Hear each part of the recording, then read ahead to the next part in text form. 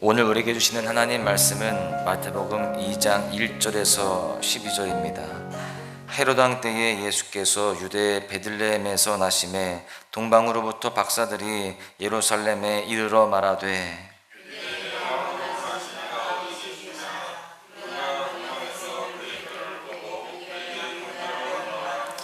헤롯 왕과 온 예루살렘이 듣고 소동한지라.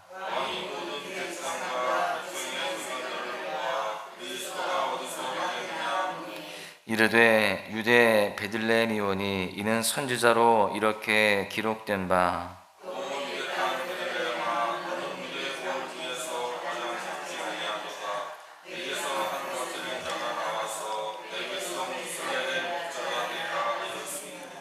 이에 헤롯이 가만히 박사들을 불러 별이 나타난 때를 자세히 묻고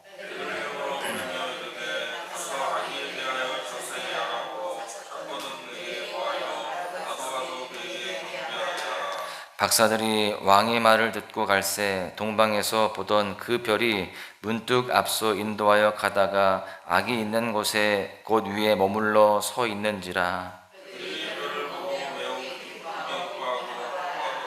집에 들어가 아기와 그의 어머니 마리아가 함께 있는 것을 보고 엎드려 아기께 경배하고 보배압을 열어 황금과 유향과 몰약을 예물로 드리니라. 그들은 꿈에 헤롯에게로 돌아가지 말라 지시하심을 받아 다른 길로 고국에 돌아가니라. 아멘. 할리우드에서는요 가끔씩 이 배우들과 또 영화계에 종사하는 사람들이 함께 모여서 아침 식사를 하는 그러한 모임이 있다라고 합니다. 이때는 그 당시 최고 인기 배우나 또는 유명 인사를 초빙해서 간단한 강연을 듣게 되는데요. 한 번은 그 당시 미국의 최고 미인 10명 중에 한 사람으로 꼽힐 만큼 굉장히 예쁜 영화 배우가 그 강연을 하게 되었다라고 합니다. 이 여배우가 마이크를 딱 잡으니까 거기 있는 사람들이 다 박수를 치는 겁니다. 그 당시 워낙 유명한 배우였고 또 워낙 예쁘니까 박수를 치면서 환호를 한 것이죠. 그때 이 여배우가 좌중을 둘러보면서 이렇게 이야기를 했다고 합니다. 여러분, 저는 지금 사랑에 빠졌습니다. 그렇게 이야기를 하니까 한 사람이 도대체 그 행운을 잡은 남자가 누굽니까? 라고 그렇게 이야기를 했어요. 그때 이 여배우가 이렇게 이야기합니다. 네, 그분은 바로 예수 그리스도입니다. 나는 그분을 사랑합니다. 그래서 이제는 영화배우의 일도 그만두려고 합니다. 그렇게 이야기를 했다는 거예요. 실제로 그 여배우는요 자신의 말처럼 할리우드를 떠나서 후에는 목사의 아내가 되어서 복음을 전하는 일에 전념하게 되었다고 합니다. 그 뒤에 오랜 시간이 지난 후 누군가가 그에게 이렇게 질문을 던졌습니다. 당신은 할리우드의 명예와 부를 물리치고 예수님을 택한 그 일에 전혀 후회가 없으십니까? 그렇게 물었다는 거예요. 그때 이 여배우였던 이 사모님이 이렇게 대답을 했답니다. 할리우드의 스타나 영국 여왕의 자리도 지금의 저와는 바꿀 수 없습니다. 그리스도는 저에게 이처럼 귀하신 분입니다. 이렇게 믿음의 고백을 했다라고 합니다. 여러분, 우리는 예수 그리스도에 대해서 어떻게 생각하고 있습니까? 예수 그리스도께서 우리 인생에 찾아오셨을 때 우리는 어떻게 반응하고 있습니까? 예수 그리스도를 어떻게 받아들이느냐, 또 어떻게 그분께 반응하느냐에 따라서 우리는 판이하게 다른 인생을 살게 되는 것입니다. 오늘 본문에도 보시면 예수님의 탄생 소식을 들은 세 부류의 사람들의 반응이 나옵니다. 이들의 반응을 살펴보면서 우리는 예수님 앞에서 어떻게 반응하며 살아가야 할지를 함께 깨닫는 시간이 되어지기를 소원합니다. 오늘 깨달을 수 있는 첫 번째 교훈은 예수 그리스도를 두려워하면 배척하게 된다라는 사실입니다. 예수님께서는 헤롯 왕 때에 유다 베들레헴에서 태어나셨죠. 예수님께서 그 베들레헴에 태어나신 이유는 갈릴리 나사렛에 살던 요셉과 마리아가 고향 베들레헴으로 호족하러 간 그때에 출산을 했기 때문에 거기에서 태어나시게 되었습니다. 그런데 여러분, 그렇게 우연히 그 임신한 상태에서 가다가 거기에서 태어난 것, 여러분 그렇게만 생각하면 안 됩니다. 이 모든 예수님의 탄생과 행적과 모든 그 사명 감당은 다 그 말씀의 예언의 성취였습니다. 미가 5장 2절에 보시면 그 구약시대 미가 선지자를 통해서 하신 말씀의 예언이 지금 이 베들레헴에서 예수님이 탄생하는 그 사건으로 이어지는 겁니다.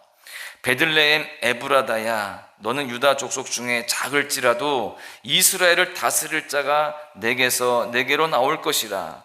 그의 근본은 상고에 영원에 있느니라. 말씀에 예언된 대로 예수님이 베들레헴에서 태어나시게 된 것입니다. 그때에 동방으로부터 박사들이 그의 별을 보고 예루살렘으로 찾아오죠. 이때 헤롯 왕과 온 예루살렘이 듣고 소동했다라고 그렇게 기록되어 있습니다. 우리가 잘 알다시피 헤롯은 권력에 대한 집착을 가지고 있었던 사람입니다. 그래서 유대인의 왕이 태어났다라는 사실을 듣게 되었을 때 자신의 통치권에 대해서 위협을 느끼게 되었습니다. 자신만 왕이어야 되는데 유대인의 왕이라는 사람이 태어났다라고 하니까 위협을 느끼는 거죠. 그래서 그는 두려움에 가득 차게 되었습니다. 그리고 동방 박사들에게 아기에 대해서 자세히 알아보고 찾거든 자기에게 알려달라고 요청을 합니다. 헤롯은 예수님을 자기의 적으로 생각하고 적대시하고 죽이려고 했던 것입니다. 여러분, 예수님은 두려움의 대상이 아닙니다. 지금 헤롯은 예수님을 두려움의 대상으로 보고 있는 거예요. 예수님은 우리의 것을 빼앗아가는 분이 아닙니다. 지금 헤롯은 예수님이 자기의 권력을 빼앗아갈 그런 대상자로 본 것입니다. 간혹 예수님을 믿으면 내가 하고 싶은 것을 못하게 된다라는 생각을 가지고 세상에서 즐길 것 다 즐기다가 나중에 예수님 믿겠노라 라고 그렇게 이야기하는 사람들이 있습니다. 또 때로 예수님을 믿으면 내가 누리던 것을 다 내어놓아야 된다라는 생각으로 예수님을 믿으라고 하면 손사래를 치는 사람들도 있어요. 여러분, 예수님은 우리의 즐거움을 빼앗아가는 분이 아니십니다. 우리에게 오히려 참된 기쁨을 주시는 분인 줄로 믿습니다. 내가 누리던 것을 가져가는 분이 아니시라 오히려 더 풍성한 것으로, 더 온전한 것으로 채우시는 분이시다라는 거예요.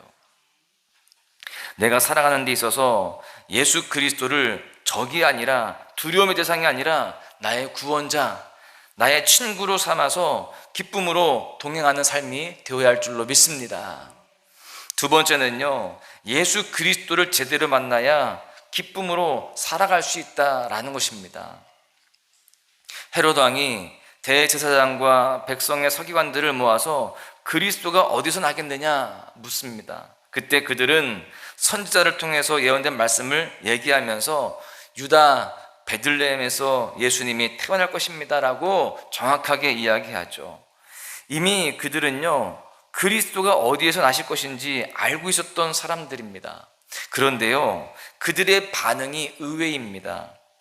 유대인들이 그토록 대망하던 메시아가 베들레헴에서 태어났다는 소식을 들었는데 대제사장과 서기관들은 전혀 기뻐하는 모습이 없습니다. 환영하는 모습이 없어요. 그들은 성경을 연구하는 사람들입니다. 심지어 다른 사람들에게 그 성경의 말씀을 풀어서 해석해주고 가르쳐주는 그러한 사람이었습니다. 그런데 정작 예수 그리스도의 탄생 앞에서 전혀 기뻐하지 않는 거예요. 예언의 성취가 지금 이루어졌는데 기뻐하지 않습니다. 이 이후에도요, 보시면 그들은 자신의 기득권을 유지하기 위해서 오히려 예수님을 적대시하는 모습을 보게 됩니다. 헤롯은 하나님과 예수님에 대해서 잘 알지 못하는 부류의 사람이었다라고 한다면 대제사장과 서기관들은 성경을 잘 알았고요, 하나님과 사람 사이에 중보자적 위치에 있었던 사람들입니다. 그런데 그 예수님에 대해서 지금 환영하지 않고 기뻐하지 않는 모습은 사실 충격적인 겁니다. 알긴 알았는데 예수님을 기뻐하지 않습니다. 지금 이 시대에 비유하자면 어찌 보면 이들은 우리 성도와 같은 그런 사람이라고 볼 수 있습니다. 성도들도요, 예수님을 믿습니다. 성경에 대해서 알아요.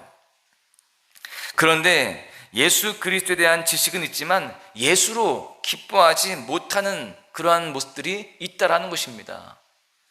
예수님을 자신의 출세, 안위, 평화를 위한 도구로만 생각하는 사람들이 있습니다. 단지 내 기도를 들어주는 존재, 나에게 안정감을 주는 존재, 내 인간적인 욕구를 채워주는 그런 존재로 생각하는 사람들이 있다라는 거예요. 여러분, 예수님을 제대로 만나지 못하면 예수님으로 인하여서 참된 기쁨을 누릴 수가 없는 것입니다. 예수님을 통한 참된 경건의 능력을 경험할 수 없다라는 겁니다. 예수님은 나와 가정의 현재의 축복과 미래의 안정감을 위한 도구가 아닙니다. 예수님은 나와 우리 가정의 구원자이시고요, 우리의 모든 것이 되시는 분이십니다. 예수 그리스도를 단지 지식으로만 아는 것이 아니라 인격적으로 그분을 만남으로 인하여서 예수님과 동행하는 삶, 예수님으로만 만족하고 기뻐하는 삶을 살아가시기를 간절히 소망합니다. 세 번째는요, 예수 그리스도는 우리의 경배를 받으시기에 합당한 분이시다라는 겁니다. 오늘 본문에 나오는 세 번째 부류는 바로 동방 박사들이에요. 이들은 별을 보고 멀리 동방에서부터 유대인의 왕으로 나신 이를 위해서 경배하러 온 사람입니다. 이들은 유대 전통에 대한 연구와 또 점성학적 지식을 가지고 유대인의 왕이 탄생한 것을 알고 예루살렘까지 찾아왔다는 거예요. 그리고 아기가 있는 곳을 발견하고는요, 매우 크게 기뻐하면서 아기 예수께 경배하게 되죠. 그리고 그들은 자신들이 가지고 온 황금과 유향과 몰약을 예물로 드립니다. 예수님께 드린 이 세 가지 예물은 상징성을 가지고 있어요. 황금은 예수님의 왕권을 상징하고요, 또 유향은 원래 신한테 드리는 제의적 용도로 쓰이던 물질입니다. 그런 의미에서 예수님의 신성을 상징하고요, 몰약은 시체에 발라서 방부제로 쓰인다는 점에서 예수님의 고난과 또 죽음을 상징한다고 볼 수 있습니다. 이 상징을 가지고 있는 이 세 가지 선물을 그렇게 예수님께 드리는 겁니다. 이 동방 박사들은 예수님의 탄생을 축하하기 위해서 멀리서부터 찾아왔을 뿐만이 아니라 그 아기 예수를 보자마자 그렇게 엎드려 경배했습니다. 예수 그리스도가 어떤 분인지 아는 사람은요, 이렇게 희생을 해서라도 그분을 보기 위해 찾아가는 겁니다. 예수 그리스도가 어떤 분인지 제대로 아는 사람은 겉으로는 볼품없는 장소에서 태어난 아기일지라도 엎드려 경배하게 되는 거예요. 그리고 예물을 올려드리는 겁니다. 여러분, 지금 이 시대를 살아가는 성도들도 예수님을 만나기 위해서 희생과 수고와 헌신을 해야만 됩니다. 지금은 너무나 많은 성도들이 편한 것만 찾으려고 합니다. 쉽게만 예수 믿으려고 그래요. 여러분, 그렇게 편하게 또 내 생각대로만 쫓으려고 하면요, 예수님을 제대로 만날 수가 없습니다. 나의 유익만 생각한다면 예수님을 제대로 따를 수가 없는 것이죠. 우리는 시간을 내고요, 우리의 마음과 정성을 쏟아서 주님 곁으로 날마다 더 가까이 나아가고자 힘써야 되는 것입니다. 그리고 주님 앞에 납작 자신을 낮추고 예수 그리스도만을 높여드려야 되는 것입니다. 내가 내 인생의 주인이 아니라 예수 그리스도가 주인된 인생, 나의 기쁨을 위해 살아가는 인생이 아니라 오직 나를 위해 죽으시고 다시 사신 나의 구원자 예수 그리스도의 기쁨을 위해 살아가는 그런 인생이 되어야 할 줄로 믿습니다. 이렇게 하기 위해서는요, 사실 불편함이 많습니다. 동방에서 박사들이 그 먼 거리를 온 것처럼 또 그렇게 예수님을 따르기 위해서, 예수님한테 그렇게 정성을 들이기 위해서 헌신했던 모습들이 있었던 것처럼 우리들에게도 그러한 노력과 또 헌신들이 필요한 것입니다. 여러분, 지금 많은 사람들이 신앙생활할 때, 예수님 믿을 때에 편하게만 신앙생활 하려고 합니다. 그런데 우리는 쉽게 예수님 믿으면 안 됩니다. 오히려 불편하게 예수님을 믿어야 되는 거예요. 사실은 이렇게 새벽 예배 나오는 것 특별히 오늘은 비도 많이 오는데 밤새 천둥번개 쳤는데 이런 거에 대해서 우리는 오늘은 좀 쉬어야 되겠구나, 그런 사인으로 알고 쉬지 않고 불편하지만 이렇게 예수님 앞에 나오기 위해서 그렇게 모든 수고를 하는 것, 여러분 이것이 바로 참된 신앙인 줄로 믿습니다. 우리는 예수 믿을 때 불편하게 믿어야 됩니다. 우리가 더 많이 노력을 해야 되고 더 헌신해야 됩니다. 또 우리가 더 겸손하게 주님을 높이기 위해서 더 힘쓰는 모습들이 있어야 할 줄로 믿습니다. 결론의 말씀을 드립니다. 오늘도 우리의 마음을 열고 예수 그리스도를 내 인생의 주인으로 모셔야 됩니다. 오늘 하루를 살아갈 때 주님께서 나의 삶을 주관하시고 다스리실 수 있도록 겸손히 주님께 내 인생을 맡겨드려야 됩니다. 내 시간을 드리고 물질을 드리고 열정을 드림으로써 나의 삶을 통해 예수 그리스도의 이름이 높임받는 그런 삶을 살아가야 될 줄로 믿습니다. 주님은요, 우리의 경배를 받으시기에 합당한 분이십니다. 우리 예배를 받으시기에 합당한 분이세요.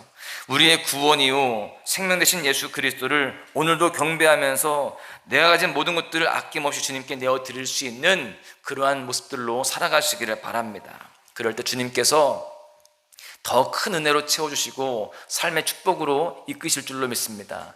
우리의 길을 열어주시고 또한 우리의 삶의 모든 고통들을, 모든 아픔들을 해결하여 주시고 우리의 소원들을 이루어주시는 놀라운 은혜로 충만케 하실 줄로 믿습니다. 그 은혜가 여러분들 모두에게 가져가시기를 주님의 이름으로 간절히 축원합니다. 은혜 아니면 살아갈 수가 없네. 호흡마저도 다 주의 것이니 세상 평안과 위로 내게 없어도 예수, 오직 예수뿐이네. 은혜 아니면 살아갈 수가 없네. 호흡마저도 다 주의 것이니 세상 평안과 위로 내게 없어도 예수, 오직 예수뿐이네. 크신 계획 나올 수도 없고 작은 고난에 지쳐도 주께 묻기 나의 모든 삶 버티고 견디게 하시네. 은혜 아니면 살아갈 수가 없네. 나의 모든 것 다 주께 맡기니 참된 평안과 위로 내게 주신 주 예수, 오직 예수뿐이네.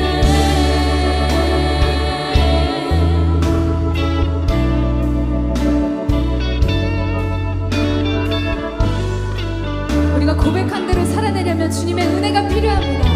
오늘 이 예배 가운데 주님의 은혜를 간구합시다. 주님께서 우리 기대하는 것보다 더 부으실 것을 확신합니다. 아멘.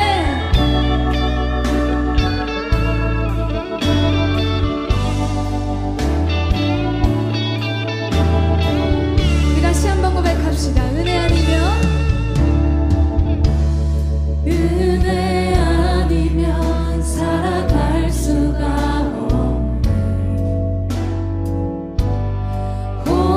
호흡마저도 다 주의 것이니 세상 평안과 위로 내게 없어도 예수,